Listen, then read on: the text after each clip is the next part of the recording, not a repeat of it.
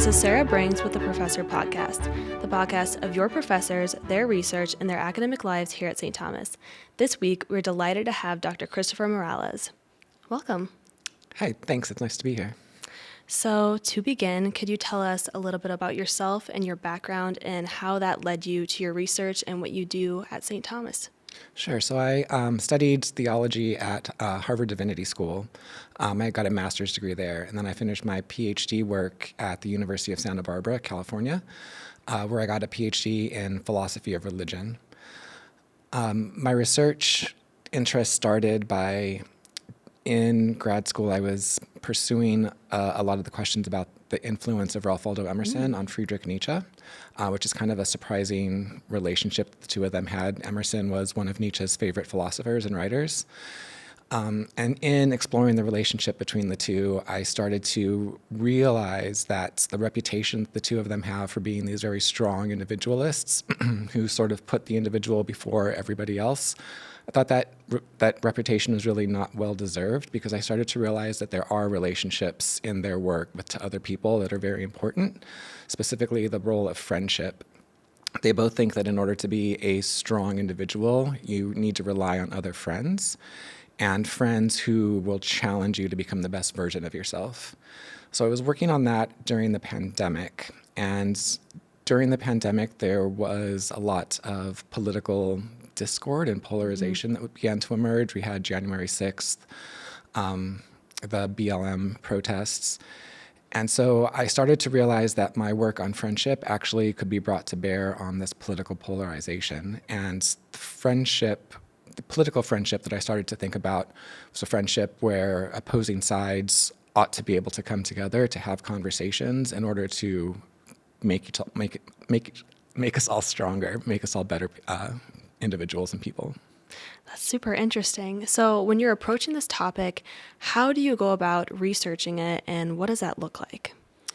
How do I go about researching it? I spend a lot of time in the library and reading as much as I could on Emerson and Friedrich Nietzsche.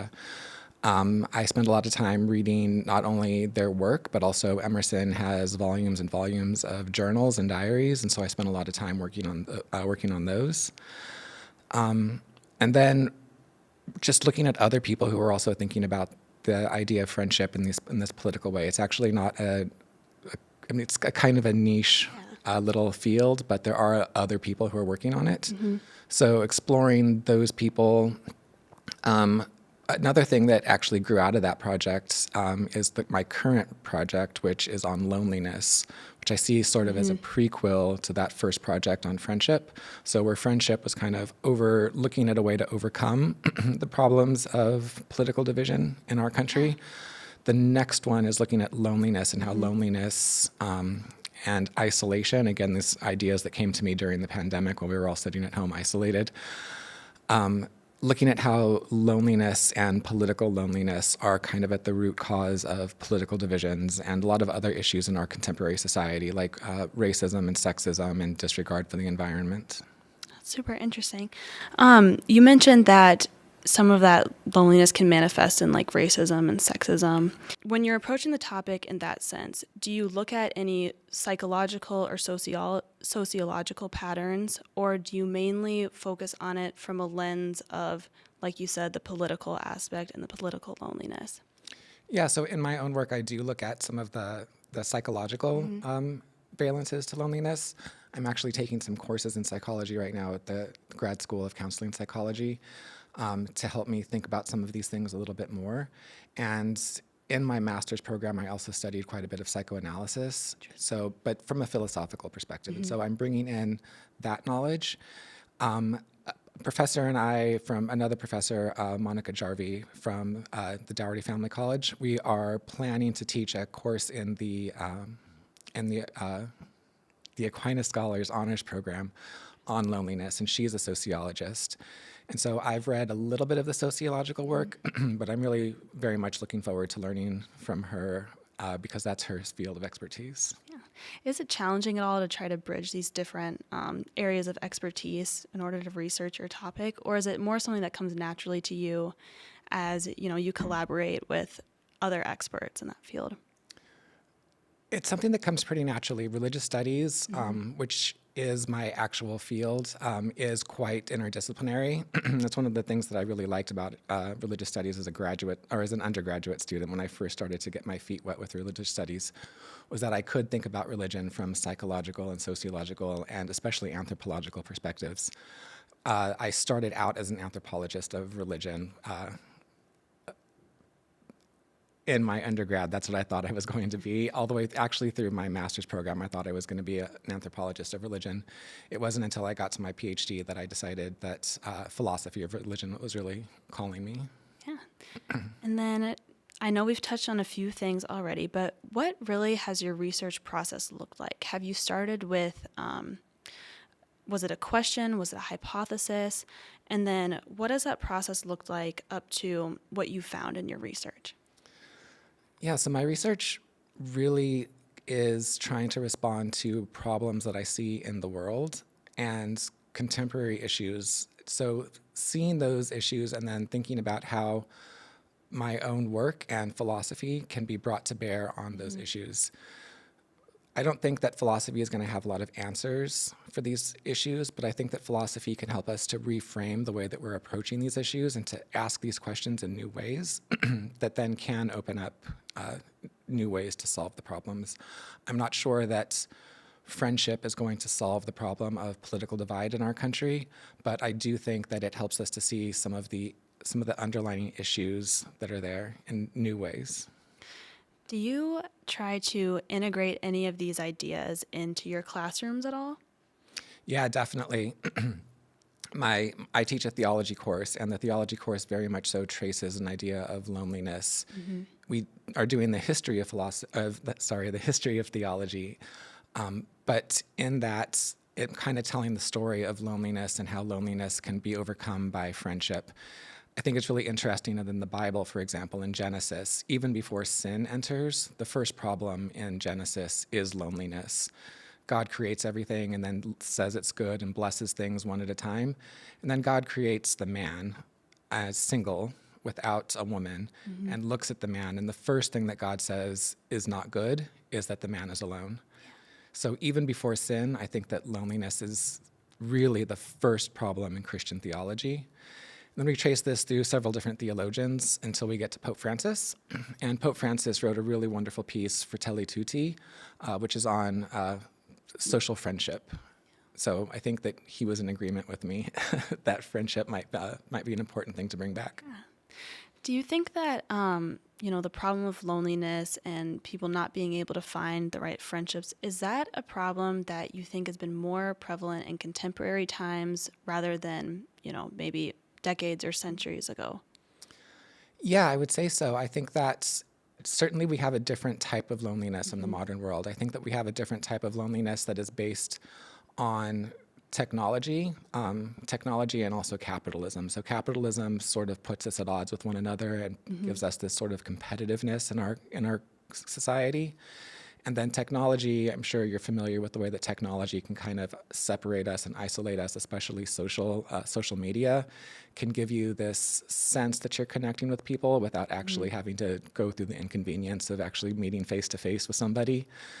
Not only that, but social media also puts us in these media bubbles. And so we have these algorithms on our personal news feeds, so that when I open up my Google news feed, it's going to look very different than I assume when you open yours up.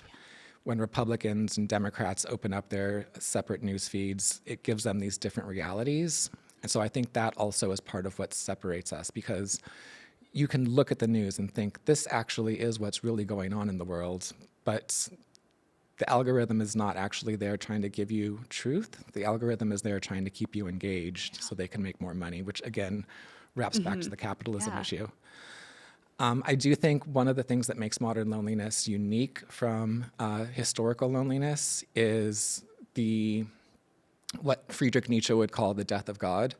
And so the idea that in the Middle Ages, in Western culture, largely the Christian church held everybody together and gave everybody more or less a shared meaning of what life was about. And everyone's life kind of had this meaningfulness that was derived from being plugged into Christianity. And in the modern world, there certainly are still people who are plugged into religion and Christianity and get the meaning of their lives that way, but to a significantly lower extent than in the past. And so many people today encounter this nihilism, this feeling of the sense that life doesn't have meaning, or that we have to make our own meaning in life. Yeah.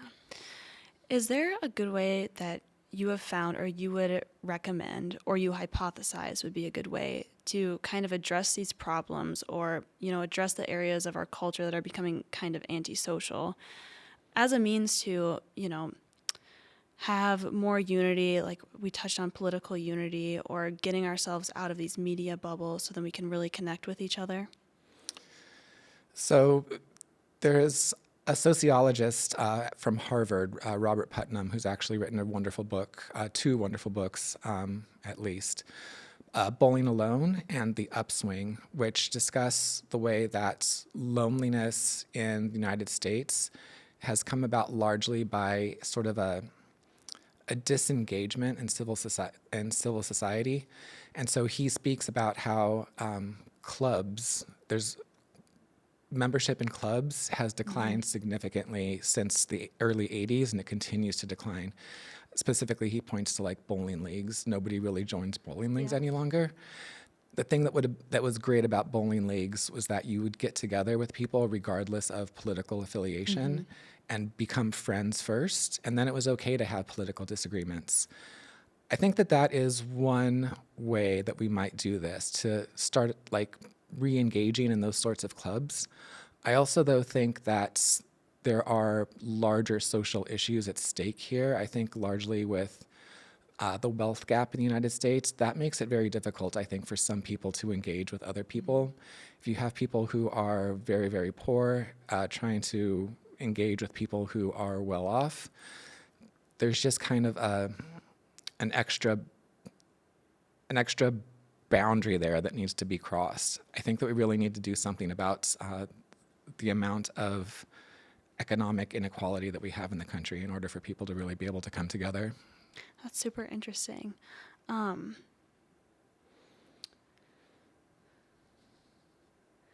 Do you think, I know you mentioned like the bowling leagues or the lack of participation in clubs. Do you think technology is a large reason why we're not engaging in those spaces anymore, or could it be something else? I think technology could have a lot to do with it. I think especially television might have a lot to do with it, because now you can just get your entertainment at home. And then, as I mentioned before, social media, it gives you this way to connect with people without actually connecting with people. And so you can feel like you've seen your friends because you've tagged them on Instagram or whatever. You don't actually need to go out and try to see them face to face. Yeah, makes sense. And I'm just curious, as someone with a religious and philosophical background, do you think the way that you approach this topic could be a lot different than maybe some of your peers that work in other fields? Or do you think that it's more the same than we might realize? I really do think that it's more the same than we might realize. I mentioned that I was taking some psychology classes, and just last night, as a matter of fact, we were discussing Adlerian psychotherapy, which I'm not going to try to explain right now, but it was striking to me the degree to which Charles Adler's psychotherapy and his theories actually seemed so similar to stuff that I read in Friedrich Nietzsche. And so the conversation that we had last night was actually quite a bit about some of the things that we've been talking about today. It's very cool. Interconnected. Yeah. I just had one. What do you, obviously loneliness, lack of friendship, and the division in our country and the world right now is a large issue. Is there anything else that you hope that, can be really impactful about your research, or is there an outcome that you really hope that you and others that are researching this area could bring about? I think if I could wave a magic wand and have my research have some effect, it would be to kind of revive our civil society again and to be able to bring people together again. I walk to work, and there's a bridge that I cross in Minneapolis every day, and within the last few weeks, somebody has been tagging on it Civil War, Civil War, Civil War multiple times. Like every day it's up again in a new spot. That really frightens me. It frightens me that we are at a place in our country's history where we are so divided, living almost in two different realities, at least two different realities, again, supported by this technology. I wish that my work would be able to create at least a recognition among people that this is happening. I don't think that my work is going to be able to bring people together, but if my work gets people to recognize what's going on, then maybe people will themselves be motivated to try to overcome their division and be open to other people and other viewpoints. And I also, from what I know, you're also a professor at Doherty Family College. Could you talk a little bit about your experience at Doherty, and have you been able to integrate some of these ideas that you have been studying into your classroom, and particularly in the context of being a professor at Doherty? Yeah, so Doherty Family College serves underrepresented students, and that's something that has been a large part of my career going back to, even when I was an undergrad. When I was an undergrad, one of my first jobs was working with the Department of Health, where I interviewed people regarding AIDS and sex practices. I would go to cruising sites and meet with men there and interview them, and then bring that data back kind of as an ethnographic project for the health department. During my PhD, I worked for the McNair Scholars Program, which is a program that works with underserved students, juniors and seniors who are going on to get their PhDs. So I've worked with that population there. Doherty Family College I see as a very similar program to the McNair Scholars Program, except for we're not working with juniors and seniors any longer. Now I'm working with freshmen and sophomores. So this social justice aspect of education has been something that is a longstanding, something that is a very important part of my career. And I think that these students especially have difficulty feeling like they fit in, and perhaps feeling like they have friends. And so I do very much try to work these ideas into the classroom and into my pedagogy without maybe necessarily telling the students that this is what I'm doing. But I do heavily emphasize with my students is that education is a team sport. I think that in order to really do your best, you need to have other students who are also showing up and doing their best, and that we all succeed together. None of us succeeds alone.